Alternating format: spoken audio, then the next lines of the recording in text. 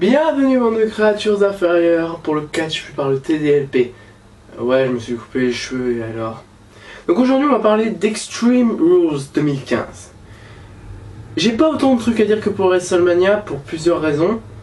Premièrement, c'est peut-être pas un pay-per-view que j'attendais des masses avec les matchs qui me... Il y a des matchs qui m'intéressaient franchement. D'autres qui m'intéressaient pas du tout. Donc je n'en attendais pas beaucoup, j'ai pas grand chose à dire. Donc on va faire dans l'ordre. Alors donc premièrement, les choses qui ont été changées dernièrement. À la base, le kick-off devait avoir le New Day contre Cesaro Kid pour les titres. Et pendant le pay-per-view, on devait avoir Daniel Bryan contre Bad News Barrett pour le titre intercontinental. Il faut savoir que Daniel Bryan étant blessé, le match pour le titre intercontinental a été annulé. Et on a décidé de mettre le match pour les titres par équipe dans le pay-per-view. Et en kick-off, on a à la base Bad News Barrett contre Neville. Ah, Neville. Oui, je prononce Neville à la française parce que Neville, j'adore, mais je sais pas si ça donne bien. Je peux pas vous dire au moment où je fais cette vidéo. Donc on va faire dans l'ordre. Alors, honnêtement, je vais vous le dire, le match contre Neville et Barrett, je connais que le résultat, je l'ai pas vu. Donc je peux pas vous dire ce que j'en ai pensé. Bon, je pense que c'était assez sympa, mais je peux rien vous dire du tout. Donc on va passer au show. Luke Harper contre Dean Ambrose étant le premier match et le match qui m'intéressait le plus d'ailleurs. Comment dire? Le match était déjà un Chicago Street Fight.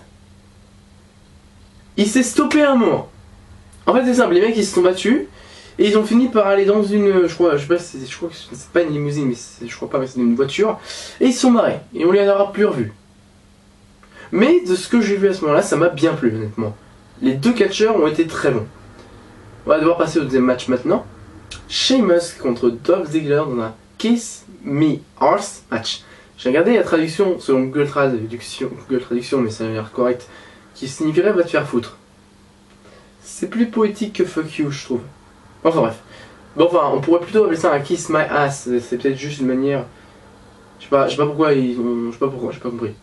Enfin bref. Les deux gars ont sorti pile le match que j'attendais d'eux. Honnêtement, j'ai été surpris par rien du tout. Si, peut-être les résultats. Je m'attendais à une victoire de Sheamus. Dolph Ziggler a gagné. Bon, au final, Sheamus, au moment d'embrasser les fesses de Ziggler, parce que la stipulation c'est que le perdant doit embrasser les fesses de l'autre. Au moment d'embrasser les fesses, a foutu un coup dans les parties intimes de Ziggler, donc voilà quoi. Et du coup, il lui a fait embrasser ses fesses, alors qu'il n'aurait pas dû. Bon. À mon avis, ça a plu aux gamins au niveau de la fin. Le match en lui-même était pas mal. Mais je vous l'ai dit, j'ai pas tout été surpris. Et je vous l'ai dit, j'ai pas beaucoup de trucs à dire sur ce pay-per-view. Mais voilà, j'ai pas grand chose d'autre à dire sur ce match. Le troisième match, c'est justement le match petit par équipe dont je vous parlais tout à l'heure. Cesaro et Kid contre le New Day. J'adore l'équipe faite par Cesaro et Kid. Et je vous ai déjà dit, je crois pour WrestleMania, mais je suis pas sûr, que Cesaro c'est mon catcheur préféré niveau technique, Kid est très bon. Le New Day, en solo, à part pour Xavier Woods, sont très bons, en équipe ne me plaisent pas. Ce match ne m'a pas plu, j'ai vraiment pas pris mon pied du tout pendant ce match. Peut-être que j'en surprendrai plus d'un, j'ai pas pris mon pied du tout, j'ai trouvé le match fade par rapport à ce que les catcheurs peuvent nous donner. Au niveau du résultat, New Day, nouveau champion. Et je sais pas. Ce qu'il y a, c'est que l'équipe Cesaro Kid est excellente, mais c'est très très dur de les emmener quelque part. C'est très dur de leur donner de vraies rivalités, de vrais rivaux, à part les Usos. Et bah les Usos, ils sont. Jey Uso est blessé, ce qui veut dire que les Usos vont être quand même pas mal de temps avant de revenir dans la course. Donc, ils ont dominé tout 2014, ils ont quand même été très importants en 2013. Voilà, mettons un peu de côté les Usos et faisons passer les autres équipes. Bien, ensuite, nous allons passer au match, si je me trompe pas, c'est le Russian, je sais pas du tout prononcer le mot, je sais pas du tout prononcer ça en anglais. Le match de la chaîne russe, on va dire ça comme ça, Russian Chain Match. Chain peut-être plutôt. Enfin bref, John Cena contre Rusev. Franchement, personne ne voyait Rusev gagner. Et on a eu raison. Je dis on parce que moi non plus je voyais pas Rusev gagner. Ce match m'a plu par rapport à ses deux prédécesseurs, entre les John Cena et Rusev. Ce match m'a quand même pas mal plu, vachement intéressant. Mais ça fait trop strap match.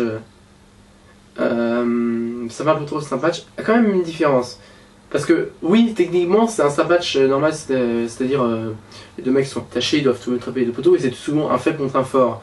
Et c'est souvent le faible qui gagne. Sauf que là, techniquement les deux sont forts, ce qui fait que ça rendait le match intéressant. Et c'est ça que j'ai préféré du coup. Et c'est ça qui fait que ce match, de leurs 3 matchs, c'est mon préféré. C'était pas leur dernier match sera à Payback dans un I Quit match. Un de mes matchs préférés, surtout quand il y a John Cena.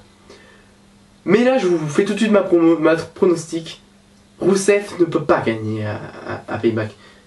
Les mecs, si vous deviez... Logiquement, ce qu'ils auraient dû faire. Victoire de Rusev à Fastlane. Victoire de Cena à Fastlane. Rusev prend sa revanche à Mania. Rusev regagne Extreme Rules. Et à Payback, John Cena gagne. En plus dans un I Quit match. C'est con, cette rivalité aurait pu être parfaite, pour moi, sans déconner, si ça avait inversé l'ordre des victoires entre WrestleMania. Enfin, s'ils avaient inversé toutes les victoires là. Bon, du coup, par contre, j'ai peur pour Payback, du coup, parce que à chaque fois j'ai parié sur John Cena. Mais du coup, si Cena avait gagné à Fastlane, j'aurais parié sur Rusev à WrestleMania. Bon, on verra ce que ça va donner. Mais bon, j'ai été agréablement surpris et ce match m'a plutôt plu quand même, honnêtement. Ensuite, on va passer... Alors peut-être que je me gourre au niveau de l'ordre des matchs. Hein. Mais au retour du Chicago Street Fight, et oui, c'est pas fini, puisqu'ils sont revenus les deux. D'après ce qu'ont dit les commentateurs plus tôt dans la soirée, les deux étaient en train de se battre dans la ville de Chicago. C'est vraiment con qu'on n'ait pas envoyé un caméraman. Putain, que j'aurais kiffé voir ça. Et victoire de Ambrose. Ce match était excellent. Sans déconner, le match entre Harper et Ambrose, excellent. Et mon match préféré de la soirée. Peut-être que je suis un peu trop pas... Peut-être que je suis pas bon dans mon analyse étant donné que c'était vraiment le match que j'attendais plus encore parce que le match Cena-Rusev je l'attendais pas du tout et j'étais bien surpris quand même. Alors j'ai vu ce match comme étant un bon match. Et donc ce match m'a plu. Mais vraiment. Donc voilà. Ensuite on va passer à Naomi contre Nikki Bella. Ça aurait dû être Paige à la base, mais on a déjà eu ça à Fastlane, on a ça limite au Rumble, limite à Anya. C'est bon. Je vous demande juste un truc, ne me prenez pas pour un gros sexiste. Parce que franchement, les matchs qui sortent avec les divas, c'est dans le temps. Bon, j'ai peut-être été méchant pour WrestleMania, le match je l'ai revu, il était pas mauvais. C'est juste que par rapport aux autres matchs de WrestleMania, j'ai pas aimé ce match. Bah là... Le seul point positif de ce match, c'est qu'ils ont fait gagner Nikki Bella. Honnêtement, je pensais qu'ils allaient faire gagner Naomi, je voulais pas la femme de Naomi, ils l'ont fait. Ils ont fait gagner Nikki Bella. Bon, bah pas grand chose à dire, vraiment. Pour pas être méchant, je vais rien dire. Donc on va passer à Roman Reigns contre le Big Show, dans un Last Man Standing. Je voulais de la brutalité parce que je savais que ce serait le seul truc qui ressortirait de ce match, et je l'ai eu. Alors techniquement, c'est vraiment un des matchs que j'attendais, que je voulais le moins, dans le sens où... On l'a eu plein de fois ce match dans un Last Man Standing, c'est sûr que c'était pire entre les deux. C'est pour ça que ce match je l'ai trouvé sympa, mais par rapport à l'habitude, bon. Donc ce match était vachement sympa, même un peu trop pire peut-être. Et en plus, ça a pas suffi, il a fallu sur le Big Show, ça m'a un peu fait avancer au match entre Wyatt et Cena l'année dernière à Payback. La différence était que le match entre Cena et Wyatt à Payback était énorme, mais vraiment énorme. Là c'était bien, mais... Et on passe déjà au main event, et je vous ai dit, hein, par rapport à Mania, j'en ai beaucoup moins à dire. Seth Rollins contre Orton, je savais le résultat à l'avance, sans déconner. Match correct, très correct. Pour un main event, ça passe bien. Moins bon que leur match à WrestleMania. Ouais, match moins bon que leur match à WrestleMania.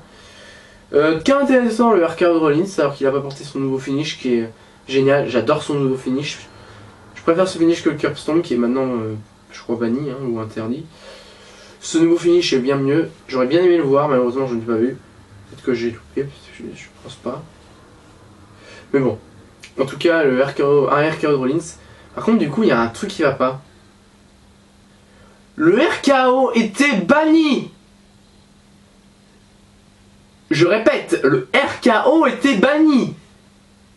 Pas le RKO d'Orton, le RKO était banni! Le RKO était banni, je peux vous montrer l'extrait en VO. Bah je vais vous le faire, tiens, je vais vous mettre les sous-titres.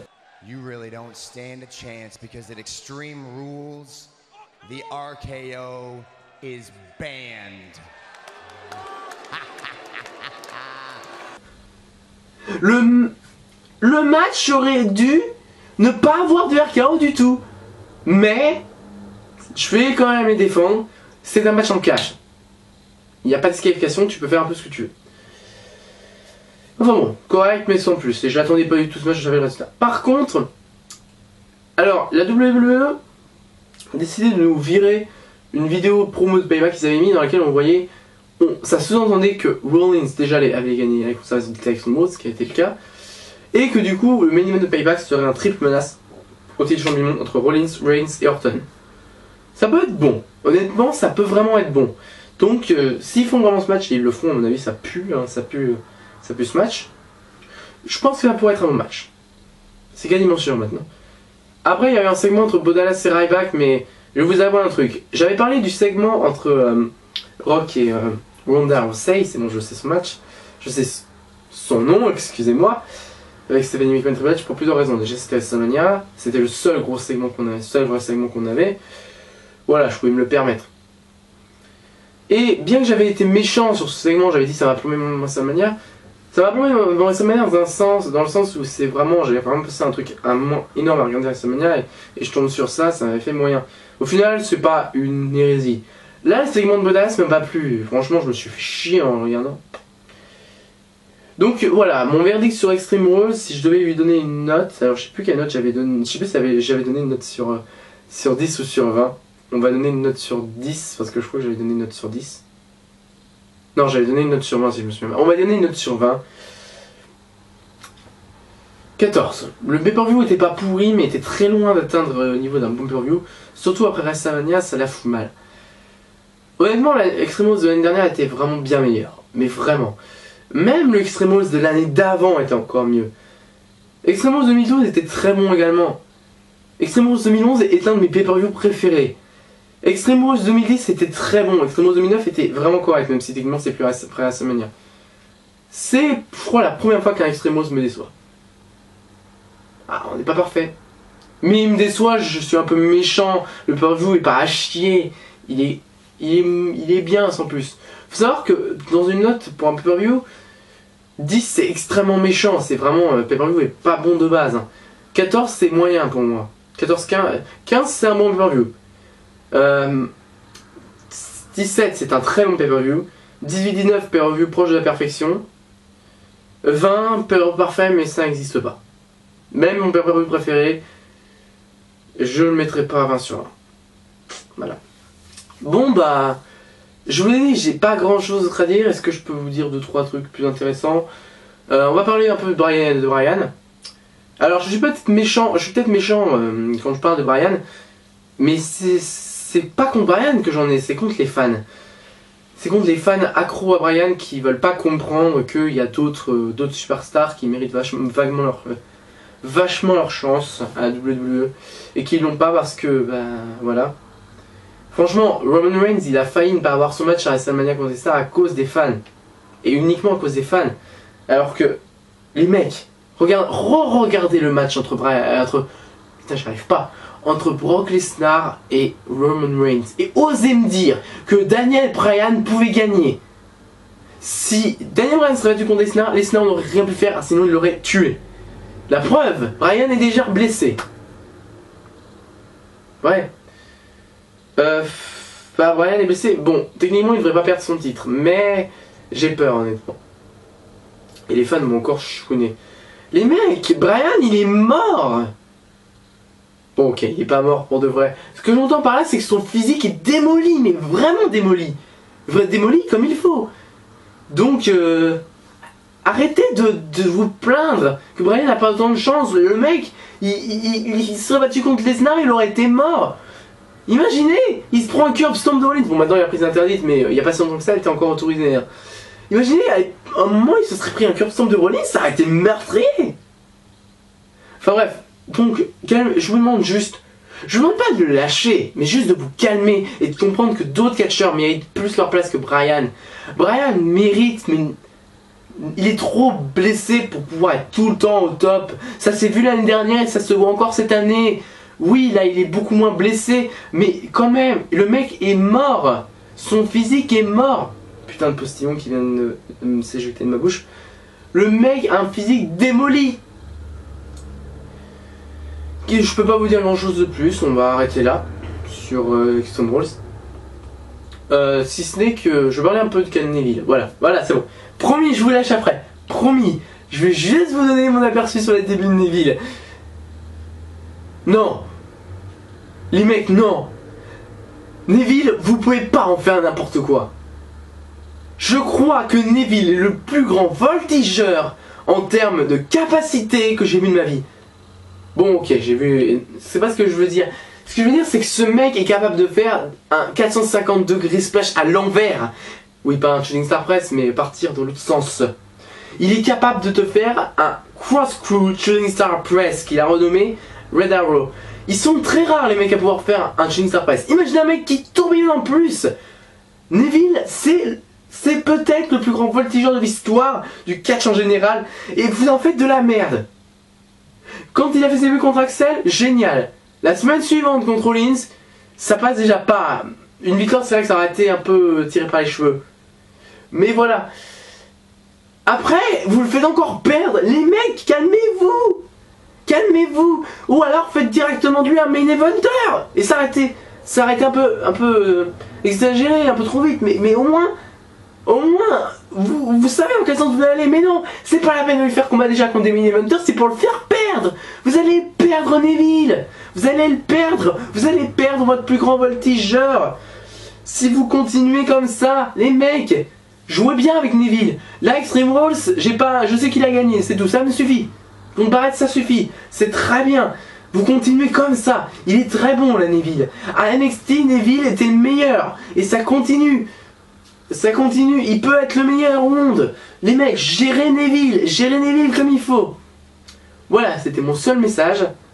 J'ai dit que je vous lâchais. Allez, salut tout le monde.